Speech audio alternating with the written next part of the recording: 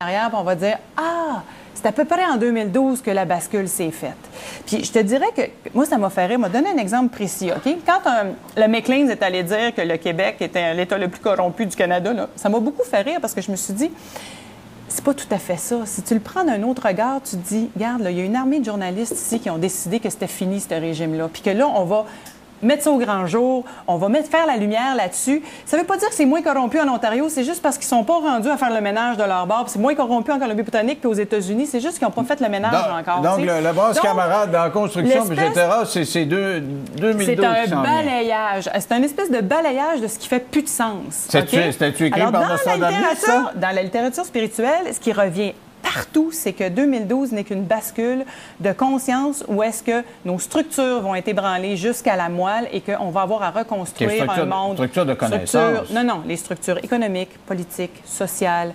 éducationnelles qu'on va se payer vont être ébranlées. Je ne crois pas à ça, là. Non, une crise économique? Tu veux une crise économique? Une crise économique, oui, probablement assez majeure, mais l'argent va retrouver sa valeur première qui est de simplement favoriser les échanges. Alors, bref, présentement, on voit bien que ça ne fait pas de sens. Là, on a créé une gang de riches, puis de plus en plus de pauvres. Il faut que quelque part, ça s'équilibre. Alors, le nouveau monde dont tout le monde parle dans la littérature spirituelle, c'est un nouveau monde de paix et un nouveau monde de fraternité, donc plus équitable. Les structures vont être ébranlées pour être reconstruites. Moi, là...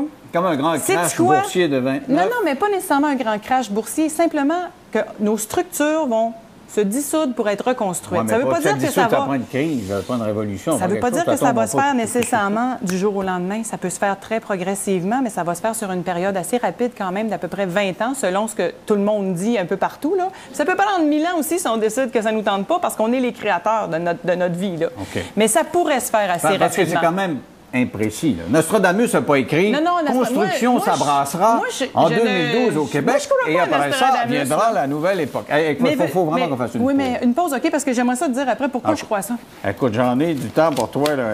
Il nous reste un autre 12 minutes, dans 3 minutes.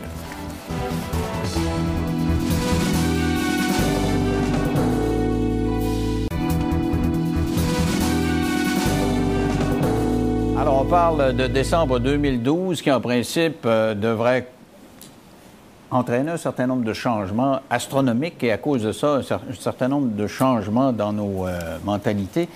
Pourquoi tu crois à ça? OK, moi, là, je suis une idéaliste. Hein? Depuis que je suis tout petite, que je suis une idéaliste. Moi, je suis venue faire de la télé, entre autres, avec Jean-Luc Mongrain et avec d'autres parce que je voulais changer le monde. Je me suis rendu compte que peut-être que je le changerais pas autant que je voulais. Mais mon idéal est toujours resté là. Et quand j'ai commencé à faire ces recherches-là et que j'ai découvert ces dénominateurs communs-là de tous les channels sur la planète, peu importe la façon qu'ils l'expliquent ou des mots qu'ils utilisent, ça revient toujours au même. Et les conférences que je me tape sur Internet et les gens que je vais consulter, tout le monde en vient à dire qu'on s'en va vers un âge d'or de paix. Moi, là, ça me tente de croire à ça, comprends-tu? Parce que je suis une idéaliste. Ça me tente de penser qu'on peut créer collectivement un monde plus équitable et plus juste dans lequel il va le faire bon vivre. Puis je me dis, si ma gang de channel amis et moi, on est toute une gang de schizophrènes là, en liberté, on se fera un gros party de fou en 2015, là, puis après ça, on fera d'autres choses. Mais moi, je me suis mis un plan quinquennal, là. C'est pour ça que j'ai commencé à faire les conférences. Puis d'ailleurs, après Noël, je vais en faire beaucoup un peu partout au Québec à la demande des gens pour répondre à ces questions-là puis expliquer à quel point c'est important d'abord de se guérir, d'abord de prendre conscience qu'on n'est pas des victimes dans la vie, on n'est pas des victimes de rien, on est des créateurs. Puis quand tu passes de la position de victime à créateur puis que tu changes ton scénario, peux-tu dire que ça change la vie de quelqu'un, ça? Puis que moi, là, j'ai pas grand-chose à gagner de ça, là. J'ai décidé d'aller l'enseigner parce que c'est ça. C'est ce que je suis, OK? Moi, je suis une enseignante dans la vie, dans le fond. Là. Oui, je suis journaliste, mais qu'est-ce qu'on fait quand on est journaliste ou qu'on est animateur? On transmet de l'information. Puis moi, ma capacité, mon petit talent à moi, c'est d'être une raconteuse d'histoires. Puis à travers les histoires, bien, je raconte ça parce que je trouve ça intéressant de penser qu'on peut changer quelque chose dans le monde. Mais c'est quand même assez paradoxal parce que tu dis, bon, ce qui nous attend, c'est du meilleur. Ça va s'améliorer parce que l'être humain aura une conscience qu'il n'avait pas dans l'histoire. Et puis, oui, mais là, on pourra mieux communiquer, on pourra même parler avec télépathie. Sauf que quand je regarde la liste de ce qu'on nous prévoit en 2012, il me semble que c'est marqué que de la peur. C'est juste de la peur. C'est juste la fin du monde. C'est juste le feu, puis les tremblements de terre, puis les volcans, tout ça. Comment ça se fait que c'est si marqué du sceau de la peur? C'est ça la fin de l'involution. OK? Ça fait des millénaires qu'on vit dans une période d'involution. Puis la peur, c'est la première affaire qui nous empêche de créer dans la vie. Hein? Quand tu te poses une question dans la vie, là, je devrais-tu changer de job, je devrais-tu changer de chum, je devrais-tu changer de maison, dis-toi bien que si ta décision est motivée par une peur X, Y, Z, d'insécurité ou de n'importe quoi, c'est toujours la mauvaise décision. C'est ce qui nous empêche de créer et de changer, d'amorcer les changements. L'être humain est drôlement fait. Dans la troisième dimension, là, ça a l'air qu'il faut que le poids du changement soit un petit peu moins lourd que le poids de la douleur. Fait que quand ça fait assez mal, on change. Fait que là, on est dans cette période-là où est-ce qu'il va falloir que ça fasse un petit peu mal. Mais il y a plusieurs scénarios possibles. Ça se peut que ça fasse un petit peu mal, ça se peut que ça fasse moyennement mal, ça se peut que ça fasse pas mal, tu sais.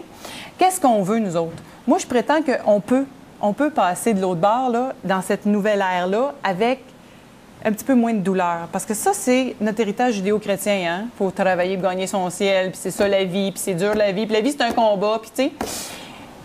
Voyons donc. Il paraît qu'on n'a pas besoin de souffrir. Puis moi, je peux vous jurer que le shift, là, c'est sortir de la souffrance. Ça, c'est la première chose. Est-ce que tu en rencontres des gens qui ont vécu ça, des fois, des gens qui ont vécu ce shift-là? Ben oui, plein. Je suis pas la première, là. Hein? Je suis pas une illuminée illuminée qui arrive ici. Puis... vous êtes 5-6 shiftés, là. Ça doit être la fun. Personne n'angoisse, tout le monde est heureux. On a pas mal de fun. C'est-tu qu'on n'a même plus besoin de prendre un coup? Ben oui, c'est formidable.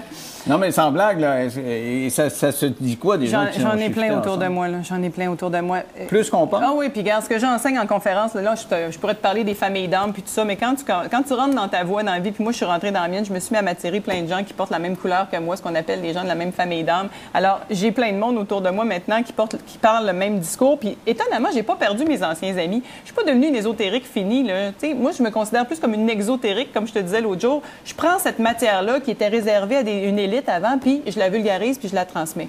Tu fais ce que tu veux avec, t'es pas obligé, là. C'est juste qu'il y a vraiment... OK, il est arrivé un événement dans les années 80 qu'ils ont appelé, puis ça, c'est vraiment ésotérique, là, la convergence harmonique.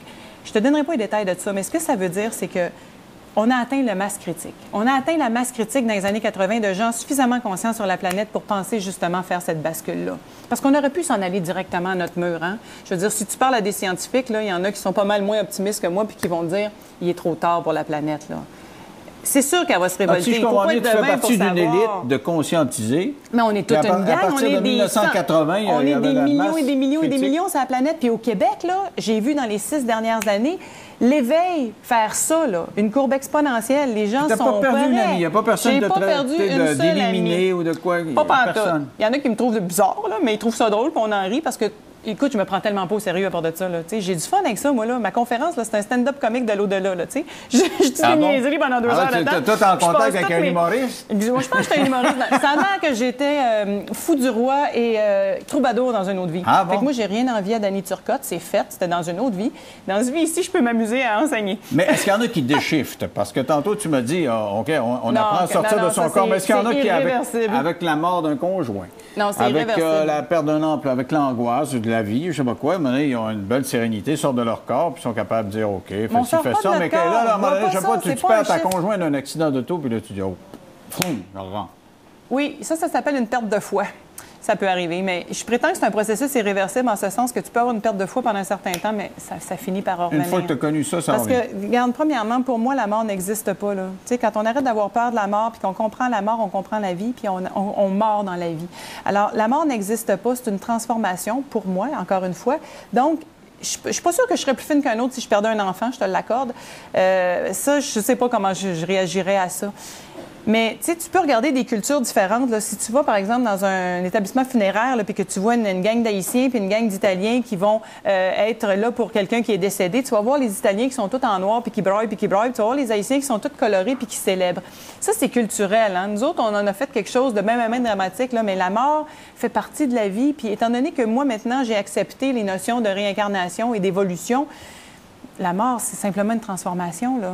Puis entre toi et moi, la boîte à bouche, j'espère que je ne reviendrai pas ici, moi, là, pousser des dents, faire ma première année. C'est sûr que les Mayas, la mort, ils connaissaient ça. La mort, ils passaient leur temps à tuer un tas de monde. Tu le montrais tantôt, les pyramides, là, les rigoles à côté, ils sacrifiaient tellement d'êtres humains que, regarde, le sang coulait là, dans les côtés. C'était à ça que ça servait, que le sang des centaines de victimes sacrifiées en haut coulait jusqu'en bas. Alors la mort... eux autres ne croyaient pas nécessairement à la réincarnation, je ne sais pas. Puis c'est pas parce que tu crois à la réincarnation que la vie perd son sens. Non, mais c'est pour ça que les Mayas, tu sais, connecter toutes tes affaires avec les Mayas, je trouve ça, tu sais, c'est une société qui avait une contradiction immanente à l'éclater parce qu'ils tuaient le monde puis ils sacrifiaient le monde.